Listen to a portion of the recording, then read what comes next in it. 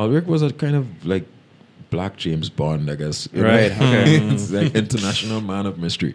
Right. From Trinidad. From Trinidad. From Trinidad. Yeah. He grew up here, born in Belmont, raised, and his mother died when he was very young. Mm-hmm. And he was growing up in that colonial era where education was like something that they beat into kids. So he was just really smart kid. So he sat the exhibition, came first in the island. Wow. Right? Passed for CIC or whichever school. I think it was CIC. And, went on that scholarship. His mom died and then he ended up flunking out to the scholarship. Okay. Super smart guy. Yeah. Scholarship to where? CIC. Right, sorry. Okay. Right? Super smart guy, but now in a kind of dead end life, And Yeah, I've from seen him there, at he St. grew Mary's College. very disenchanted with Trinidad. Right. And once the war broke out, he figured, well, that's my ticket to get out. So he signed up for the RAF to get out.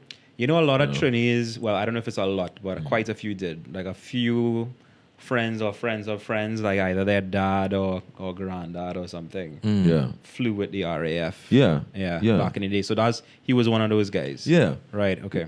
And he signed up to get out Right. of the dead endness of here. Yeah. And got to London and basically started flying. Well, black people couldn't be pilots. They weren't allowing black people to be pilots.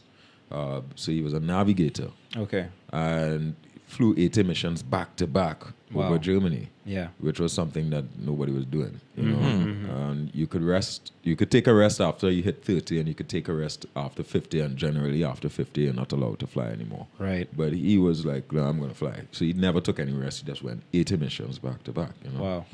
And so he came out of the war as the most decorated West Indian serviceman. Wow.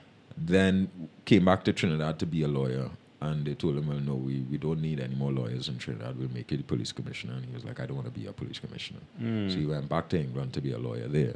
Okay. And they were like, well, no, we're not letting you be a lawyer because, you're black. All that. Yeah. And he was frustrated. He ended up becoming a producer with the BBC. Oh. And it's through that he met CLR James and a lot of the Pan-Africanists who were like trying to start this whole United States of Africa movement and whatnot. George Padmore. CLR and George Padmore were both from Trinidad. And George Padmore was the head of the Pan-African organization. Right. So he met the two of them and brought CLR on to BBC to interview, and then the BBC kind of was like, well, kind of shut that down, we don't want any revolutionaries talking about socialism and these kind of things on the BBC. Right. And then basically George Padmore looked at him at that point and was like, well, look, there's a guy called Kwame Nkrumah in Ghana. And Ghana is about to become independent. And that'll be the first independent African country. So we want you to go there, and you go in there to be a lawyer. So you get to go and do exactly what you want to do. Right. He was kind of, I think, the way we understood it, he was a little bit, like, okay, going to Ghana is like, because Ulric, as far as we know, was very much an Anglophile. It's very much like Britain is it. Yeah.